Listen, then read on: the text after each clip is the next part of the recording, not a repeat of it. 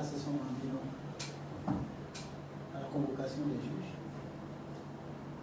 Et suite à ce qui s'est passé,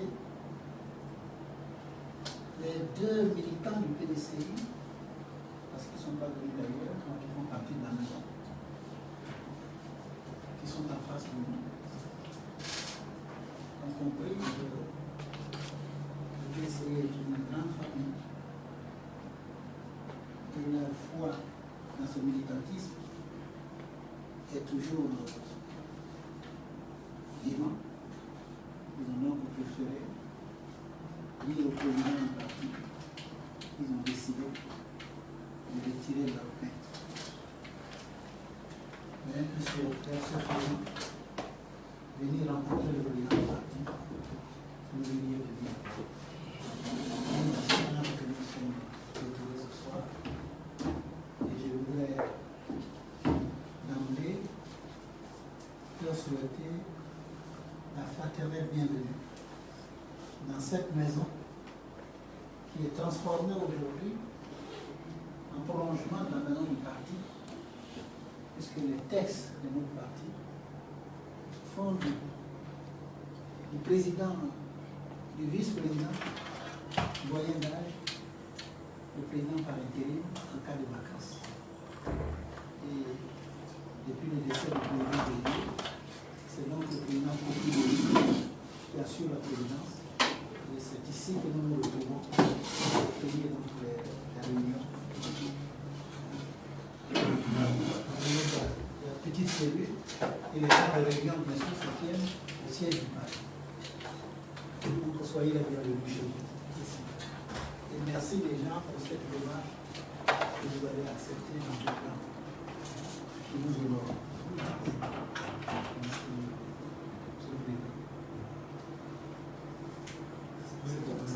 Monsieur le Président, Monsieur le Vice-Président, Madame, je voudrais aussi vous dire merci. Je veux aussi vous dire merci d'avoir accepté spontanément de recevoir vos enfants. J'étais moi-même au tribunal dans une chambre à côté pendant que Maître ici discutait, et le collectif d'avocats. La séance a duré 2h30 à peu près. Pendant cette séance, nos jeunes frères ont développé l'argument, nos avocats aussi ont donné des réponses aux préoccupations et aux déclarations qu'ils ont faites. Expliquer que certains faits qui n'étaient repoussés n'étaient pas justes. Donc c'est un débat contradictoire qui s'est passé dans un bon esprit. Ensuite, il y a eu la suspension pour prendre la décision. Et pendant cette suspension, nous avons eu vraiment la possibilité d'échanger avec les jeunes frères. On a parlé, la même ici, avec l'avocat. C'était vraiment une bonne séance. Et pendant les discussions, M. Bessie m'a laissé entendre que vraiment il a vu en face de lui des gens, des militants engagés, qui ont pensé qu'ils étaient exclus d'une manière ou d'une autre. C'est plutôt exactement comme lui-même. Je crois qu'il paraît même que M. Besson a failli pleurer pendant la salle, en intervenant. Ils ont exprimé ensuite dans l'échange direct qu'on a eu dans la salle de l'avocat. Là, les choses se sont vite très vite écoutées.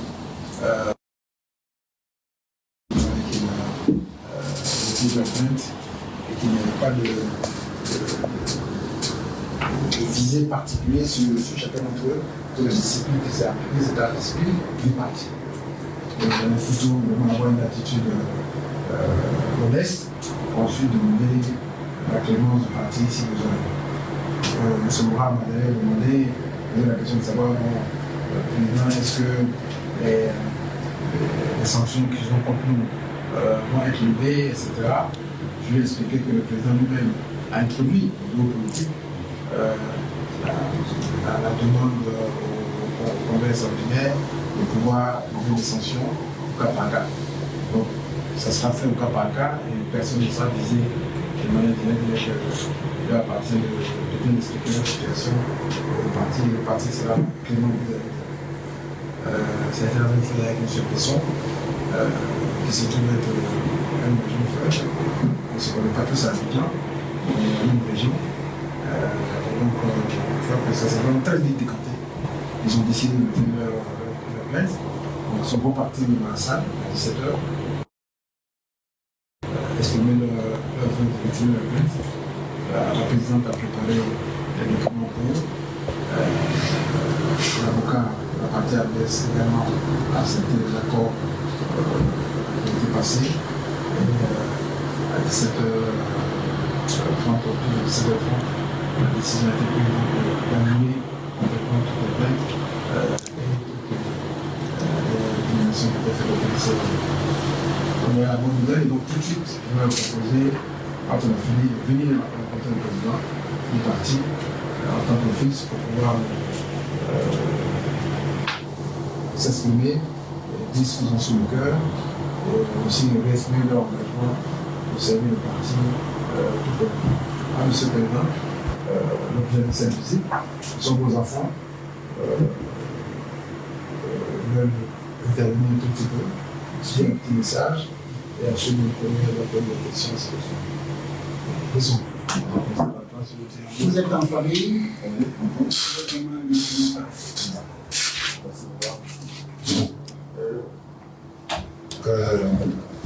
Au nom de nos deux frères et moi-même, je voudrais d'abord, dans un premier temps, exprimer notre profond regret concernant ce malentendu qui est arrivé entre nous et les militants de PDC. Je ne vais pas revenir sur la plainte, mais de façon générale, je vais, au nom de mon jeune frère et moi, demander pardon à M. le Président, au parti et à ses collaborateurs que vous êtes. Parce que notre action a conclu à faire quelque chose à mieux de 8e congrès extraordinaire. Et aujourd'hui, on s'est parlé, on s'est retrouvés au tribunal, on s'est parlé avec les avocats, qui eux-mêmes sont des militants de PDCI également. Nous nous sommes parlé entre fils de Manès. Nous sommes entendus. Nous avons souhaité de venir rencontrer le président et ses collaborateurs pour leur dire avant que cet acte-là, on l'a fait parce que nous nous sommes sentis frustrés. C'est pour cela que nous l'avons fait. Et je demande que Dieu a permis à chacun de nous de réfléchir par deux fois. Et nous allons retenir.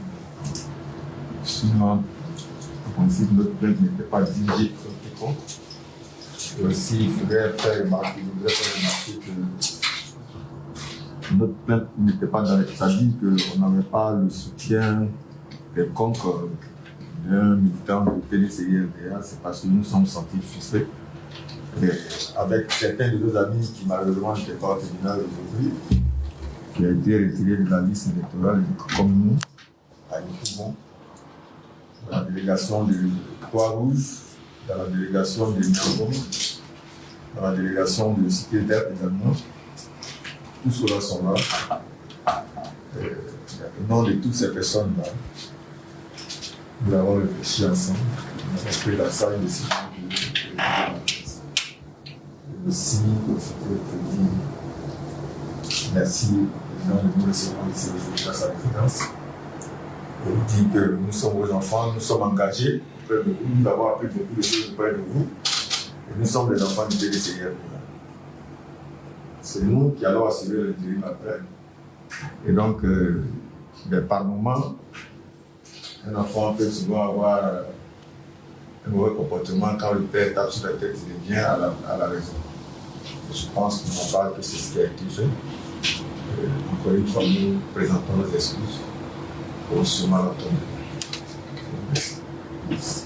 Je vais ajouter cette chose. Je vois. Je voudrais à mon tour présenter toutes mes excuses à la direction du parti et militants du PDCI. Nous avons vu l'effort du parti, l'effort que le parti a fait pour organiser le 8e congrès du PDCI. Je suis sûr que c'est une forte somme d'argent qui a été utilisée dans ce sens. Par notre action, c'est comme si cet argent est parti passer, je dirais, a été dilapidé. Et ça, c'est pas intéressant. C'est pour cette raison que mon frère et moi, nous demandons pardon à notre parti. Toutefois, nous voulons interpeller le parti. Le PDCI est une famille. À l'intérieur d'une famille, il y a toujours un père. Je l'ai dit tout à l'heure que le père représente ceux qui ont la force financière et la mère représente ceux qui donnent leur poitrine pour le parti. Et il y a aussi les enfants, c'est-à-dire ceux qui les accompagnent. Nous sommes les enfants. Quand chaque fois, au sein du PDCI, nous voyons que le père marche sur la mer, le père piétine la mer, nous sommes frustrés. Parce que le père, c'est une partie de nous. La mer, c'est une partie de nous. Et il nous revient de saisir le chef du village. Il lui dit, ah, écoutez, à la maison, voilà ce qui se passe. Pour que les conflits puissent être réglés. Voici les raisons qui nous ont poussés à saisir la justice. Pour qu'ensemble, on puisse se mettre ensemble pour bâtir la Côte d'Ivoire. Je pense bien que l'objectif que nous avons tous est qu'il y ait un président légitime pour notre parti pour pouvoir compétir. Au regard de la démarche, de la conduite des élections, du processus électoral, on a eu peur que notre candidat, celui qui sortira de ce processus, ait une mauvaise image au niveau de notre pays.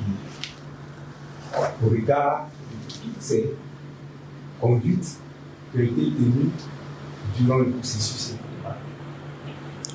C'est pourquoi nous demandons au président de tout faire pour qu'ensemble, nous retrouvons notre équipe, nous retrouvons le PDCI dynamique. Il ne faudrait pas qu'en sortie du congrès, il y ait des camps. Ce qui va fragiliser l'image de notre candidat. Le candidat a besoin d'être accompagné d'une image forte. Et ce n'est pas à l'intérieur du parti que ça commence. Ce n'est pas à l'extérieur.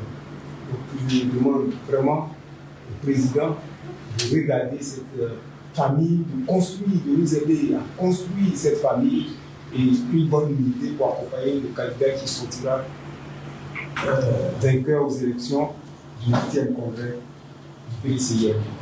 Je vous remercie.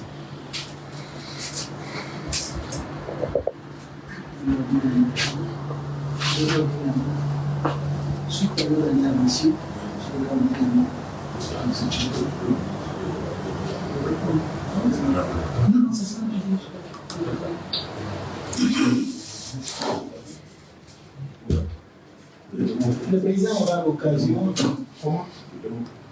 Oui, de le tirer. Silence seulement. C'est pas loin de Rébillon. C'est un peu loin. Ah bon? Oui, après, nous, Tichi, Amamba, Timou. D'accord. Merci. Donc, je voudrais vraiment vous dire merci. Vous savez, l'expérience humaine, nous la prenons tous les jours. Le PDCI va fêter en avril prochain son 78e anniversaire. C'est dire que le PDCI se confond avec la nation ivoirienne. puisque c'est le PDCI qui a fondé la Côte d'Ivoire moderne. Et quand il y a un problème au niveau du PDCI, c'est toute la Côte d'Ivoire qui se sent concernée. Même ceux qui, d'apparence, sont nos opposants. Et les commentaires sortent plus de la périphérie que du PDCI lui-même. Donc le fait d'avoir pris cette initiative et de venir dire au président, à la réflexion, vous avez compris et que vous ne pouvez pas porter en torse avec le parti, avec les familles politiques. Nous tenons d'abord à vous féliciter. Dans votre intervention, vous avez projeté une image du père, de la mère, des fils. Et quand le père commence à maltraiter la mère, les enfants ils peuvent être frustrés et réagir. C'est dans cette image que vous avez créée. Et la chute de votre intervention porte sur la préparation du congrès. Et selon vous, la crainte qui vous inspirait, c'était de voir émerger un président qui ne remplisse pas les conditions et que le PDCI risque de se retrouver divisé. Je tiens à vous féliciter pour avoir pris l'initiative de venir voir le président et d'avoir exposé ces critiques qui, somme toute, relèvent d'une insuffisance de compréhension des choses. Donc, il est bon qu'on vous éclaire. Lorsque le président Kofi Boudi est arrivé, sachez qu'il a 94 ans. C'est une grâce divine qu'il soit avec nous. Nous allons fêter à la fin de ce mois ses 95 ans. Ce n'est pas donné à tout le monde, à cet âge-là, de se déplacer seul, de recevoir et de présider des réunions. Donc il y a de ceux qui ont vu naître le PDCI et qui ont vu l'évolution du PDCI. Et il fait partie également des premiers élèves que le président Houphouët a décidé d'envoyer en Europe. Les 150 premiers élèves. En 1946. Et si vous regardez la photo, peut-être au mur là, ça projette ces premiers élèves. Lorsque vous regardez la photo là, il y a un jeune qui est couché. C'est Bélier. Il y a un plus âgé qui est assis, c'est le président Kofi Boudi. Il est bon que je vous projette ces images pour que vous compreniez qu'une famille, elle a des ramifications les plus profondes que ça. Moi qui vous parle, j'ai eu l'occasion d'avoir servi le président Houphouët-Boigny comme ministre de l'Intérieur et de la Sécurité.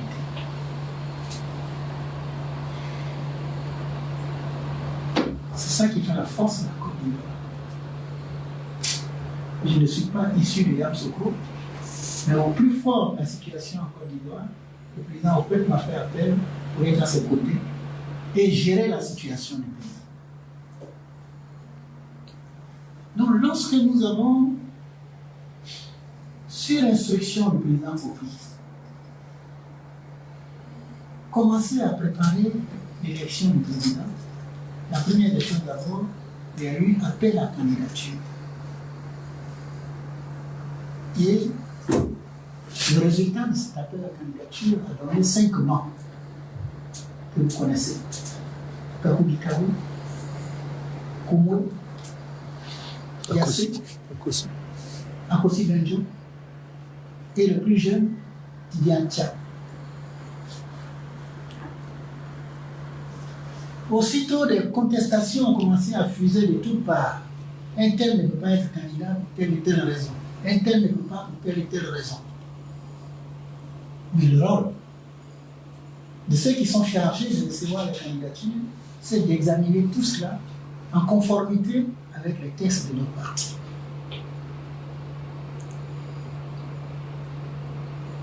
et de 5 candidats, 2 a priori n'ont aucun problème. C'est Yassi et Koumoui. Koumoui qui fut ministre des Finances en Côte d'Ivoire et qui a été un de nos grands ambassadeurs et qui récemment était sénateur. Donc je le situe pour que vous les connaissiez. 3 autres, il y avait des problèmes. Parce qu'il y avait des condamnations, des poursuites judiciaires. Et le plus jeune, il a été affirmé que depuis le coup d'État de 1999, il est parti, il n'est plus revenu au PDCI, donc il ne remplissait pas les conditions. Voilà donc ce qui est affiché par le commun des mortels. Le comité présidé par le ministre Gervais et qui a travaillé par la suite avec un collège de conciliation et de recherche de consensus. La recherche de consensus fait partie des veines du PDCI, c'est-à-dire le dialogue. Et c'est ce que nous sommes en train de faire avec vous. On a tourné et on réunion au dialogue. Donc la recherche de consensus fait partie du PDCI. Et le président y tenait. Et je vais d'ailleurs vous dire que le consensus est l'aspect la plus noble de la démocratie. Parce que les opposants se retrouvent, ils se concertent, ils échangent et ils finissent par choisir parmi eux celui qui a même de les représenter. C'est la meilleure forme de démocratie. Et vous qui êtes du côté de Timiré-Kro, un pays ami, lorsqu'on doit choisir un chef, on s'adresse à la reine-mère ou reine-mère qui analyse et qui vient dire de tous ceux qui prétendent, c'est ceux-là, c'est celui-là que nous voyons. Telle raison. Et quand on doit choisir le chef d'une famille, on n'écrit pas, on se retrouve. C'est quand la fumée blanche est sortie que l'ensemble du village sait que désormais la famille A vient d'avoir un chef à la succession de son chef qui est décédé. C'est pas comme ça, c'est pas? Donc ceux de l'extérieur n'ont pas besoin de savoir ce qui se passe. Si parmi les candidats, il y a un qui est mal formé, il y a un qui est bandit, il y a un qui est voleur, tout ça, ça s'analyse au niveau de la reine-mère, et puis elle dit, c'est celui-là qui est chef. Il a une bonne moralité. Donc pour les candidatures, nous avons dit aux candidats qui sont simples, qu'avec l'expérience que nous avons, il y a l'ambassadeur Timili à ma droite, il y a l'ambassadeur Gervais à ma gauche, il y a Mme Massana, elle fait apparemment jeune, mais elle a le plus grand record de députés en Côte d'Ivoire, 35 ans de députation. Et nous avons dit aux candidats qu'il n'est pas de notre devoir, après analyse de leur candidature et de leur situation, d'exposer leur situation et de dire publiquement, celui-là est condamné à tant d'années de prison, un tel est poursuivi, un tel est ceci, un tel est cela. Cependant, avant de vous donner la conclusion de notre analyse, nous vous demandons d'aller dans le cadre du dialogue du PDCI, vous retrouvez tous les 5. Et comme il y a un qui est plus âgé, le problème d'âge est important en Afrique. Et vous vous retrouvez et vous nous relayez. On leur a donné 48 heures. Et ils sont allés eux-mêmes volontairement pour se retrouver chez Koumoui, qui est le candidat le plus âgé.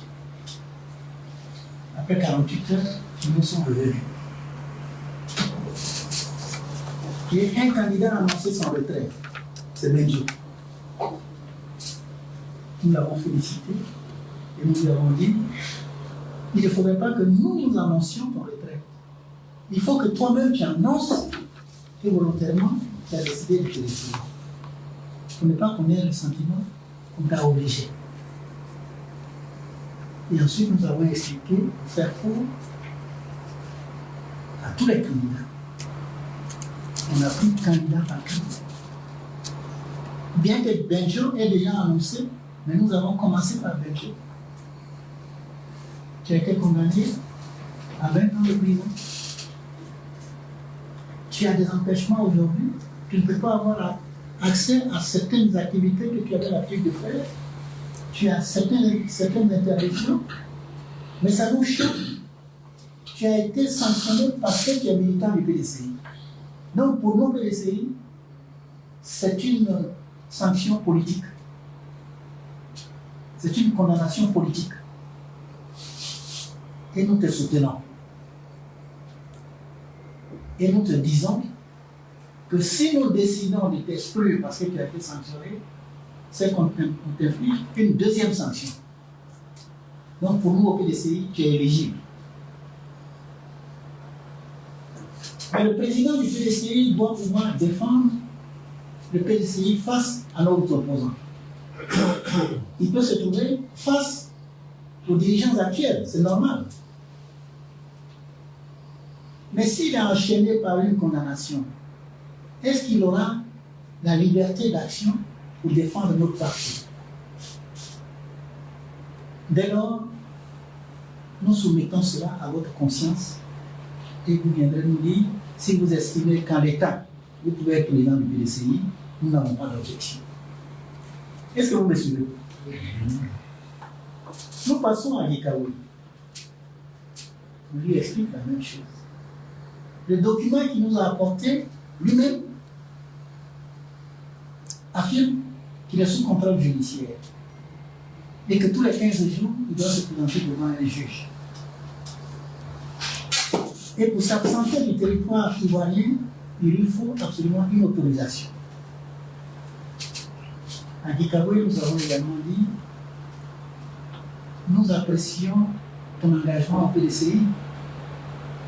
Nous l'avons connu tout jeune. Nous avons suivi son évolution. Donc nous l'avons félicité pour son engagement sans faille. Depuis 11 ans auprès du président Béli. Donc s'il subit une telle sanction, c'est parce qu'il a affirmé son engagement au parti. Et le PDCI lui affirme sa solidarité. Et le PDCI ne peut pas le condamner à nouveau alors qu'il a été condamné. L'exclure de la candidature, c'est le condamner une deuxième fois. Mais cependant, comme le premier,